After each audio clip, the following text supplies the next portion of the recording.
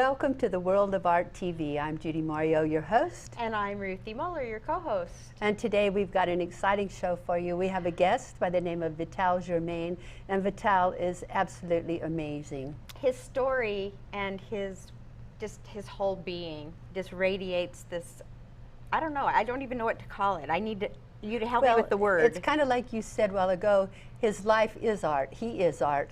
I mean, the man is amazing. Everything from his painting to writing books to his Michael Jackson imitation. Have you seen it? He's amazing. Really? Yeah. Actually, I can see that about him. See him? You'll be able to see that about him too. He's kind of got this dreads. He's, Yeah. You'll get it. You'll get it. And when you see him with the white socks, it's it's white fun. socks, and I don't want to see him with the white socks. You don't like white socks? I don't know. Maybe in the Thriller. Yeah, it kind of goes. It kind of goes with the Michael Jackson image, I think. Yeah. Well, anyway, we'll be right back with our guest, and I think you're going to enjoy him. Absolutely. Crazy Terry here with your car care tip of the day. So it's not a bad idea every now and then to check your battery. If you don't know how to do it, have somebody check it for you. Just a visual inspection can tell you a lot about your battery. So as we can see here, this battery's got a hold down. It's nice and tight. The cables are on. They don't look bad. We've got a cover. We don't see any corrosion. Everything's kind of tight, looking good. A little bit of dirt, that's normal, but nothing's leaking. No real cause for alarm here. So that's a good sign. Doesn't mean it's good, but at least visually we know that it's intact. Okay, so we're looking at a battery here that shows signs of corrosion. We want to test that battery to make sure it's good. Usually when they're getting like this, there's going to be a problem, leaking some acid at the top. We ran the test and we find out it has 396 cold cranking amps, but the battery requires 650. So it's just not enough. The battery is going to go soon. Better to know now than later. Okay, so the benefits of checking the cable is because this cable's rotted out. What we'll find is this is the problem, not the battery. So it'll save you from buying a battery, still having the no start, only to find out that it's a cable. This type of corrosion is common in diesels. Okay, so we're getting ready to jump the car, but we have to have some battery cables. And we have to check those too before we hook them up to the battery. So here we have our standard set of battery cables. We just look them over, see if the ends are frayed, if everything's connected all right. Everything looks good here. Wouldn't hurt to check the rest of the cable just to make sure the dog didn't get it and chew it up. We have red and black. Red's positive, black's negative. You always want to hook the positive up first and then the negative. And I'll show you how that's done right now. Keep these off to the side so they're not touching each other. Hook up your positive. You can find that right here by the plus sign, the negative sign. Plus is positive, red. Make sure that's securely hooked up. Keeping these away from each other. Hook up your negative cable. Just got to fight it on there. Figure out a way to get it. Wiggle it a little bit so it ensures a good connection. Now you're transferring voltage. If I hit these two together, we're going to spark. Kind of want to avoid that. Won't kill you. Kind of fun. A lot of people think if they can turn the headlights on, the battery's fine. That's not always the case. It takes very little amperage to turn a light on, but it takes a lot of amperage to start the starter.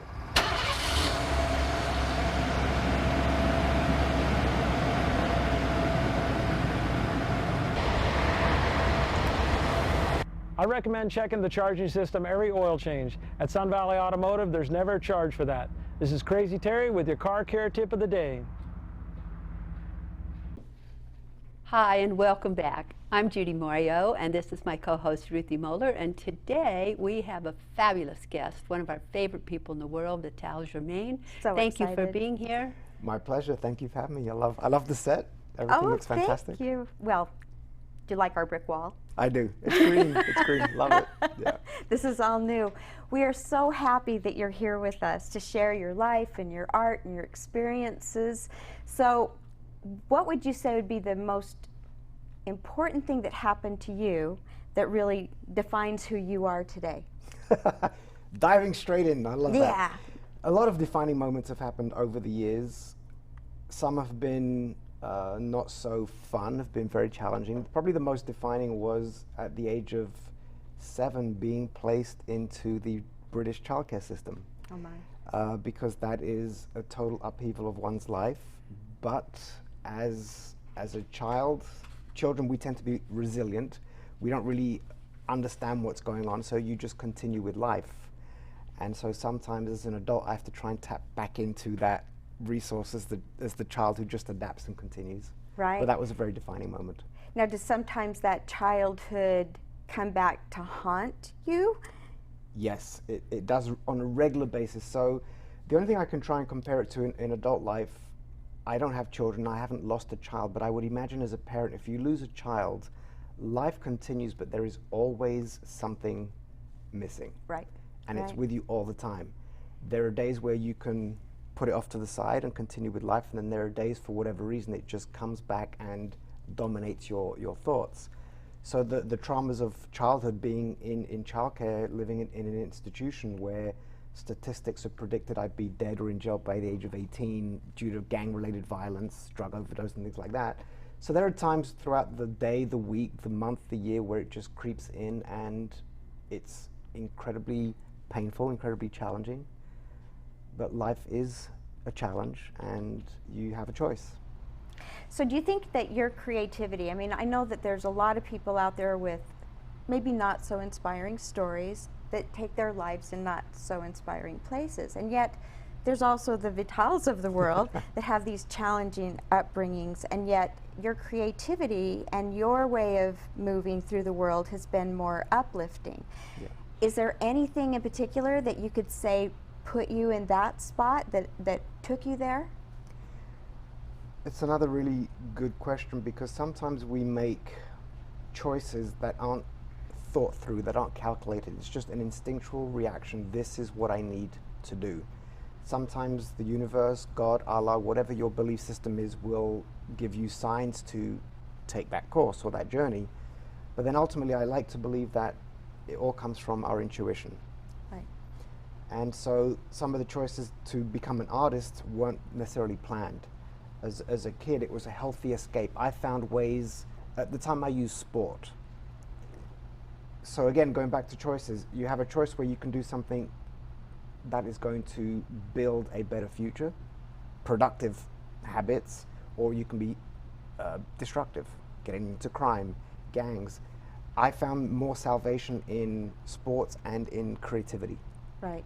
They were my outlets to express. And you are creative. You are an artist, Yes. you're an author, you're a professional speaker, you've been an entertainer. I mean, you have so many mediums in which you've participated. And I want to talk about all of those things because they're exciting. Now, when did you actually start with the fine arts, the painting? So as a kid, I would enjoy drawing, but I never considered that I want to be an artist one day. In fact, at the age of, I think, 7, I bought my 2 brothers a painting of Salvador Dali. Oh, wow. So already at a young age, I was attracted to the expression and the surrealism and the visual. But it was only years later, while I'm here in Las Vegas, I'm performing in Cirque du Soleil, and I'm bored. I need a new challenge. Going out and performing an amazing show every night is fantastic, but you still need additional stimulation. I literally opened the UNLV catalog and, oh, I'm going to take a beginner's drawing class. That's amazing. I took a beginner's drawing class. I fell in love with it. The teacher suggested that I take the intermediate, and then I took the intermediate and the advanced, and then and then the teacher told me, you actually draw like a painter, you should try painting. All right, I'll give it a try. Remain open-minded, give it a try, and I just fell in love with it and literally didn't put down a paintbrush for about 20 years. And your paintings have a lot of hearts in them. What's that all about? Don't judge me by this. I love in its many aspects. There is self-love, there is love for a romantic partner, there is love of life, there is love of human existence, of everything that you do. So love for me is the foundation of, I like to think of everything that I do, everything that you want, you do, and everything that you do. I think we are driven, I'm a romantic, so I look for this utopian world, but I generally believe that we are motivated more by love than any other emotion. Even though so many people often live by fear. It's amazing, right? Yes. Have you ever lived by fear and now you've turned towards that love motivation? Or has this been new, or has that driven you your whole life? I have been motivated by both. In fact, I think it might be Napoleon Hill who at one point I think says that we are either we either run away from pain or we run towards pleasure. So Right. pain being the fear Right. part maybe, but I think fear can be, in fact, I encourage people, when you fear something, leverage that, because if you can then overcome that fear, that is so empowering. Cirque du Soleil, you Yes. talk about fear. Right. Yes. I was afraid of heights. Oh my gosh. I go to this audition, I'm asked to get up on the trapeze, and I'm like, the trapeze up there, like 200 feet up in the air, yeah, that trapeze, and I was trembling, I was sweating, my palms were wet, and I had to get up on this trapeze, but then when I did it, I didn't want to come back down, and they were like, you can come down, and I'm like, no, I'm fine, I'm fine, good, and I I like just it. kept playing around, having fun. So overcoming, conquering your fears is so empowering, so face those fears, go conquer them, make them yours. And that's then why the hearts, with that love and that conquering the fear, and the theme basically of take control of your heart, right? Yes, and in fact, recently I've been doing some very interesting reading about the power of the heart. So we tend to think that the brain, the mind, sends signals to the heart. It's actually the other way around. They're starting to discover that the heart is our most powerful. It is like a brain unto itself, and it sends out more signals to the brain than it does to. So there's all these expressions. Learn it by heart. Follow your heart. That's where it all comes from. That's awesome. Yeah. So, and your paintings often reflect that, which is what I think is super cool. Do you have copies? Do we have copies to show the audience? Yes, we do. Yes, and So- I mean, I ask me about any painting, and I'll gladly express some of the meanings behind them, because I like to think that there is painting's just an expression, getting canvas, getting acrylics or oils onto a canvas, but there's usually a story. You paint yourself. There's usually a story, and sometimes I don't know the story, but it comes out. It is But it's there. interesting. Yeah. Well, why don't we talk about some of those paintings right after this break? We You have got a it. break now. We'll be back in just a moment. Is life so hectic that you just don't have time to get all those projects around the house completed? Well, worry no more. Tinker's Handyman Service is here and ready to help you. Tinker's is a company you can depend on to be honest and reliable. What sets us apart from other companies? It's simple. We care. A reliable staff will help you with drywall repair, painting, popcorn ceiling removal, laminate and engineered wood flooring, also accent walls, crown molding, baseboard installs, cabinet and door repair, minor electrical and plumbing repairs, and more. Visit Yelp to see rave reviews from our satisfied customers. Call or text us today at 702-445-4812 for a fair and honest free estimate. Let Tinker's Handyman Service give you the free time you deserve. That number again is 702-445-4812. We're waiting for your call.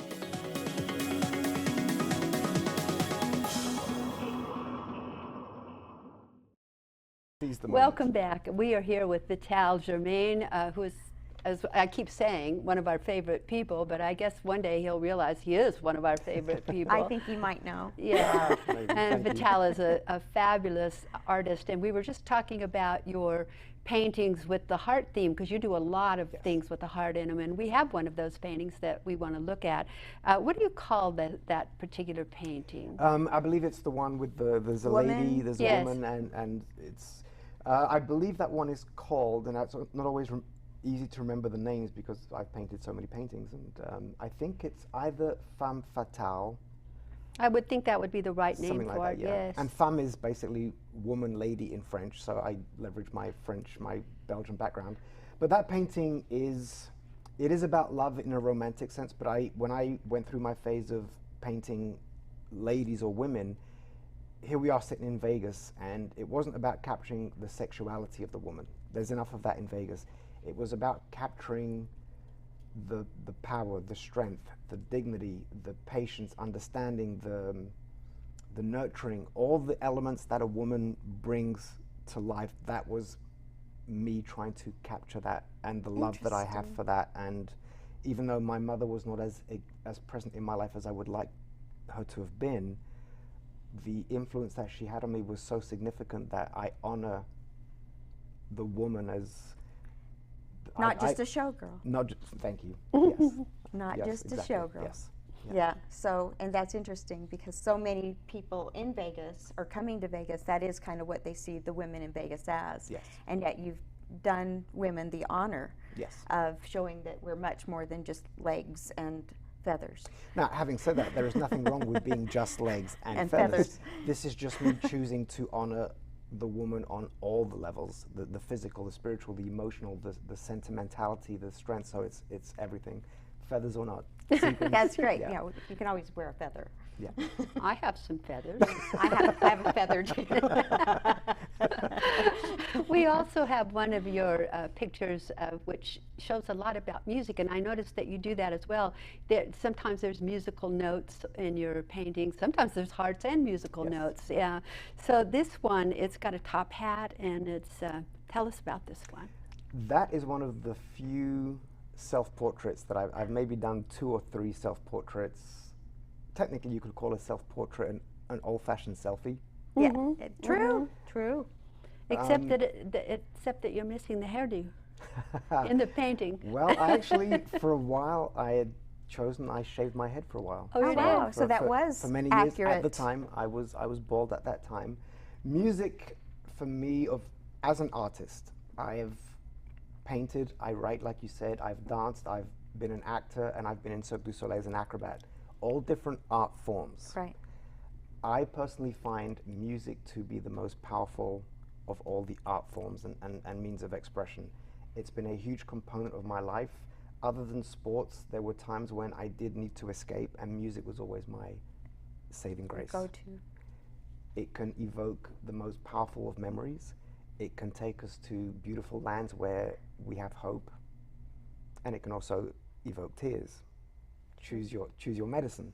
But for me, music has been such a powerful escape and a source of inspiration, because music evokes such passion and emotion, and it helps me actually translate onto the canvas.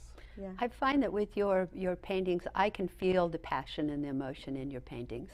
A lot of people, when I see their paintings, a lot of artists, I don't feel their passion, but yours actually have a feeling to them that when I look at them, Agreed. I get a feeling. You get a sense that they come from your heart rather than I'm going to pick a subject and paint it. Right. Yours actually comes from within, which I think is more of that artistic expression rather than the practicing of a talent, right? I take that as a great compliment, because that ultimately is my objective when I'm painting, is I want to communicate an emotional expression. I want the viewer to look and feel something.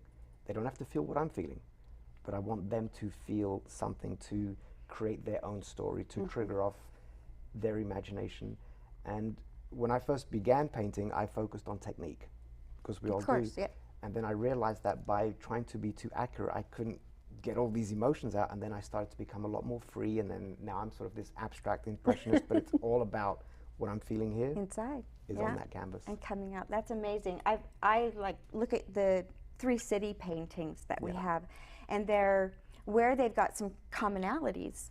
You can actually see a darker, heavier city feeling that's maybe not as, it's more, what's the word, ominous, Yes. right? The sky is a bit more ominous. And then there's the other 2 are a little bit more light and happy and city busy type feel, right? They are predominantly inspired by my time in New York.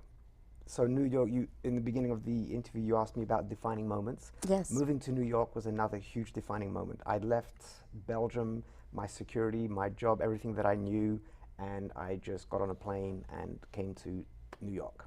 Did you know anyone in New York?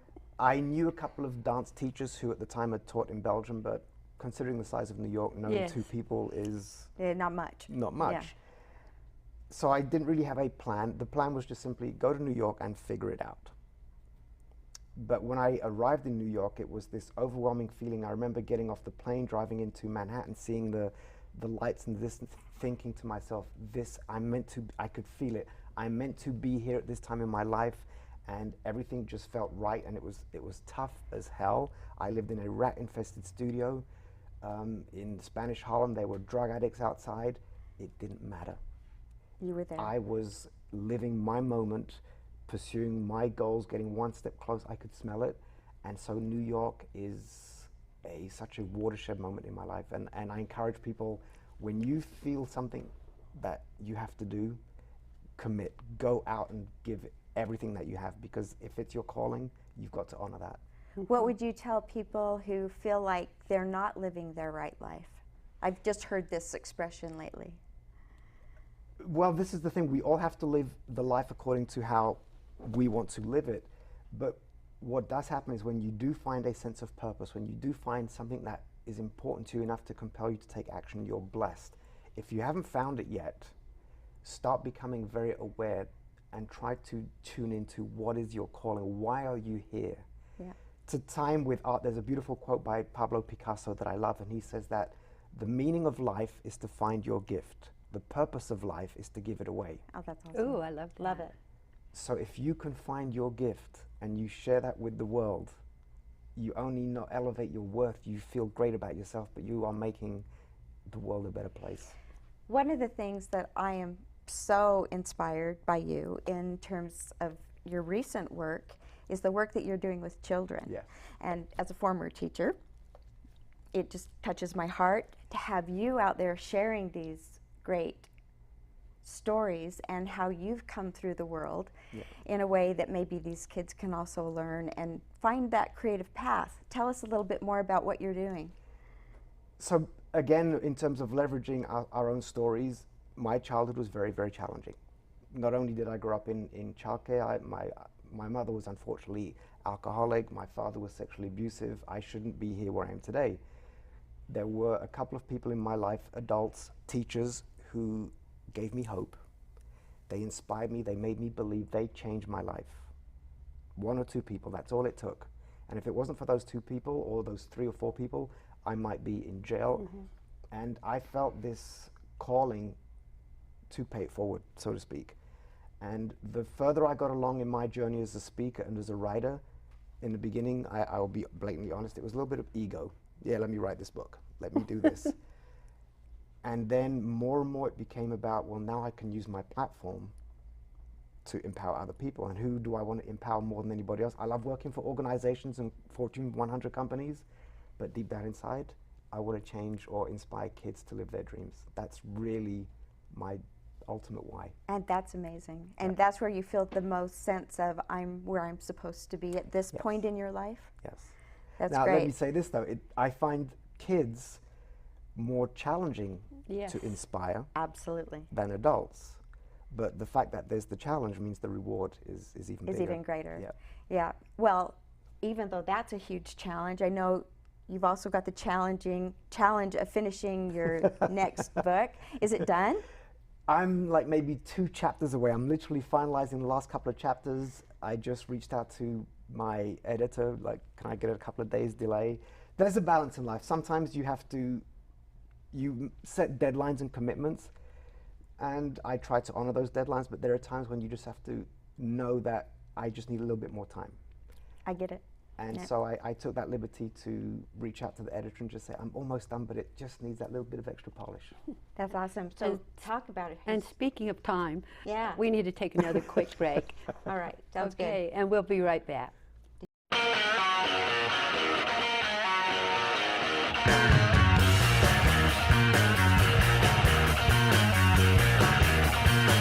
Put her hand in mine and said she loved me so very long ago.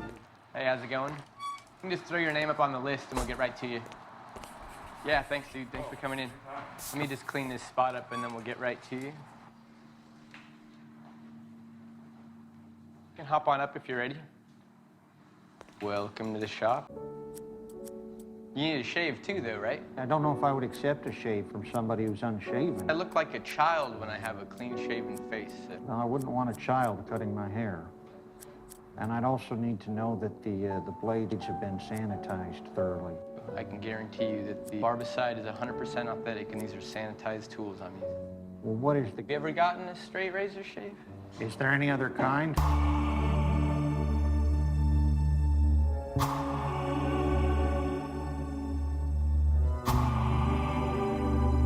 This stuff smells like Irish Spring. Brings me back to childhood. Did you grow up in a chemical plant? Hurry up. Yeah, well, you know. Now you look like $1 million. Well, that's your job. I'll be sure and mention your facility during my show tonight.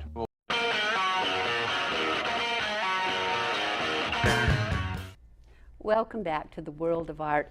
We're having a wonderful interview today with Vital Germaine, who is an artist, an entertainer, a speaker, and an author. And now we want to talk about his books. Absolutely. So I know the first book, and then there's a 2.0 of the same version, Yes, right? correct. Flying Without a Net, Yes. correct? Definitely give us a little hint to what those are about to get our readers or our Sure. our audience to kind of get into that mode, because that's amazing. Perfect. And then the next one. I'm more than happy to share. So starting with Flying Without a Net, book 1. Part of that story is life in Cirque du Soleil. Now, we all are now familiar with Cirque du Soleil, and over the years, people have always asked me, well, how do you do that, and what happens backstage, and it must be crazy, it must be insane. And I share some of those insights in the book. Oh, What is wow. it like backstage? But it's also, in terms of just pure curiosity, the people you surround yourself with will influence who you become. Yes. In this Cirque du Soleil environment, I was surrounded by Olympic gymnasts, national champions. Wow. These are people who are driven, who are focused, who are committed to becoming their best selves, and that's contagious. So part of the book is inspirational in the sense you get to get into the psyche of what makes these people tick, what drives them, how do they create this excellence as a company, how does Cirque du Soleil get performers to become that great. So there's some of the positive inspirational parts. The meat of the story is my personal story about overcoming these horrific childhood experiences. What's that mindset? It's about attitude, it's about the power of the human spirit. That's amazing. All in a beautiful Cirque du Soleil entertaining environment. Well, I'm sold. It's been called a life changer, a best read of the year. Couldn't put it down. I mean, it's been, I say with total humility, it's probably been one of my most fulfilling accomplishments. Absolutely. Simply because I know that it's touched the hearts and souls of the reader. Well, it touched my heart and soul. Yeah. I've read both of those books numerous times now because they're such incredible stories, and I'm sorry that you had to live through some of the things that you lived through, but the fact that you had the courage to tell it and to share it with other people, because a lot of people go through very difficult times, very difficult childhoods, and it kind of tells them they're not alone, that there's someone like you who's been where they are, and that you can overcome those things and you can become a really decent, nice person. You can, absolutely. And I think piggybacking on that is just the vulnerability to get out there and share that life and what you've had to overcome, because so many people want to keep those parts secret. It's the chapters that you don't want to have anybody know about, and yet you've come out with some of those chapters and really shared who you are and how you got there in a way that people can find inspiration, even though it's not all pretty. It's not pretty, but it's real life. Yeah. It's raw, it's, as you suggested, it's very vulnerable, it's very authentic. And ultimately, what I want the reader to take away from it is it's not about, oh, Vital went through this, how sad. It's, well, if this person can get through those challenges and still come out to be, I think, a decent human being who lives a life of kindness and generosity and all these values, then why can't I? I shouldn't, as an individual, we all face our own problems. Yes, we do. We all have our problems, and it's all relative. But hopefully in reading this book, somebody will just have a shift in their mindset and be like, you know what, this is trivial. I can overcome this. I will overcome this. That's ultimately what You're I want. all about the personal shift. And With then- kids, with people, with readers, right? Ultimately, that's what it's So about. it must have Yeah. been your powerful moment, is that personal shift. Yes, absolutely. Several times? Several times in life, yes. In life, we have to reinvent ourselves. And then Flying Without a Net 2.0, tell us about that. So Flying Without a Net, the first book, is more me as a child. And it's written in sort of the voice of an innocent child who imagines and dreams about a better life. 2.0 is Vital, now the man. I've become a man, and I'm looking at life from a slightly different perspective. I'm getting into entrepreneurship and business ownership and trying to slay my demons and become the best man that I possibly can. So the lessons now start to shift in terms of, as an entrepreneur, what's the mindset? I start to talk about the power of creativity. a little bit about the power of leadership, and so it's sort of a slight transition now. So rather than that personal accomplishment and growth, like for becoming a trapeze artist, now that complete shift. Yeah, this is the shift into, as an adult, what are some of the tools, the strategies that need to be implemented to get from A to B? How do I get to my dream? And then now you have the third book, which is? The third book is called Imagination Will Take You Everywhere. Yay. And it's based on an Albert Einstein quote, logic will take you from A to B, imagination will take you everywhere. So I'm a believer that innovation, dreams coming true, it all starts from our imagination. What you can create and build in that imaginative mind of yours can set you free or it can shackle you. That's your choice. But the power of our imagination is limitless and endless, and I want to help people stimulate their creativity, leverage it for their benefit, and that predominantly in this book is in the workplace. Creativity in the workplace. So for employees or for employers? Both, because Both. as an employee, or rather as an employer, as a business owner, you want to empower your employees to be creative. That drives innovation. It allows you to identify new market opportunities and shift your strategies and your thinking and develop a healthier culture. So it's a business book. But as an individual, if you can be a little bit more creative, adapt more to your environment, take a few more risks in life, you can only go further. Right, so even for the employee, just basically how to share when they get those, it shouldn't be done this way thought, but learning how to use their imagination in a nice way of saying it to their boss. Yes, there's an element of communicating, because how do you share an idea? Yeah. How do you accept somebody's idea? And oftentimes we are limited by our value system, our personal experiences, and so we can't see beyond what we perceive. This is about becoming more open-minded, more receptive to the different, the new. Innovation, now we are going through this innovation curve that humans are having trouble keeping up. Right, Exactly. the paradigm shifts. The paradigm shifts. Yeah. So I talk about creativity, and even though I'm an artist, I separate creativity with being artistic. Everybody for me is creative. Agreed. Not everybody's artistic. So if they can all embrace that they have this creative potential, they now set themselves free. That's As awesome. opposed to, well, no, I'm not creative. Well, if you're telling yourself you're not creative, you're right. Right, well, you're being very uncreative by saying that. Exactly. But the truth is, we've all created our lives to where we are right now. Yes. Yeah. So we are all creative. Yes. Because Well, we and I believe created everyone's this. got art. I mean, honestly, even though I believe everyone's artistic, it's just that not everybody has explored it, because after third grade they got shut down. Well, that's the misconception, is that in school we're taught creativity through art, and then they weren't good per se. Right. So for the rest of their life, they've told themselves, I'm not good at this, and there's a ceiling, Yeah, and they lose all that potential. yeah. What a waste. For sure. And especially if someone has thrown the picture away or not hung their picture up with the other students' pictures, or told them that trees aren't purple, then they really get hung up.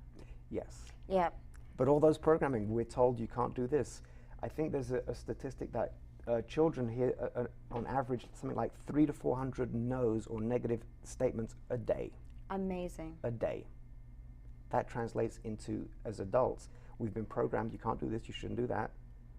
All the possibilities, all the opportunities disappear because we're thinking too Streamlined, or linear. we're being Yep. too programmed Yeah. along the way. And yet, I think part of life is being screwed up by as a kid, and then using the rest of your life to figure out how to move past it, right? But creativity is basically a series of problem-solving choices. Yes, 100%. As an artist, when I stand in front of a canvas, I have a challenge. What's going to go on the canvas? How am I going to put it? How much of this amount? Where? That's life. Right. You mentioned we create our own lives, but that's exactly what we're doing. So even though I separate creativity and being artistic, I encourage people to think like an artist. Yes. That's great. In front of a blank canvas, everything is possible. Have you read Life as Art? Life as Art? I think that's it. It's by the same guy that wrote The Path of Least Resistance. I can't think of the author right now. Make sure that I get that information. I'd love Yes, to read because that. it's absolutely, because one of the things he says is when we're creative artists, we may get a situation where we've got an idea of our canvas and what it's going to look like, but then there's no blue. So now you've got to figure out how to make what you want without blue, and maybe you Yes. had blue all over your life or your canvas. So as creative people, we have to learn how do we get over this idea of not ever having blue and making it the best picture we can, and sometimes it turns out even better. Exactly, but yes, so imagine if people can have that mindset. So for me, creativity is a mindset. Yeah. But if you can have that mindset in your life, so many doors open all of a sudden. You are now free to fly about the country and experience whatever it is that you want to experience, create whatever you want to create. That's very powerful. Even without blue. Even without blue. And even without a net. And even without a net. Good tie-in. Man, your segues are spot on. It's been a real pleasure to have you with us today. Thank you so much for being here. It's my pleasure. Thank you for having me. You're It's been our just an favorite. honor. Thank you. Thank you. And we'll be right back. Is life so hectic that you just don't have time to get all those projects around the house completed? Well, worry no more. Tinker's Handyman service is here and ready to help you. Tinker's is a company you can depend on to be honest and reliable. What sets us apart from other companies? It's simple. We care. Our reliable staff will help you with drywall repair, painting, popcorn ceiling removal, laminate and engineered wood flooring, also accent walls, crown molding, baseboard installs, cabinet and door repair, minor electrical and plumbing repairs, and more. Visit Yelp to see rave reviews from our satisfied customers. Call or text us today at 702-445-4812 for a fair and honest free estimate. Let Tinker's Handyman service give you the free time you deserve. That number again is 702-445-4812. We're waiting for your call.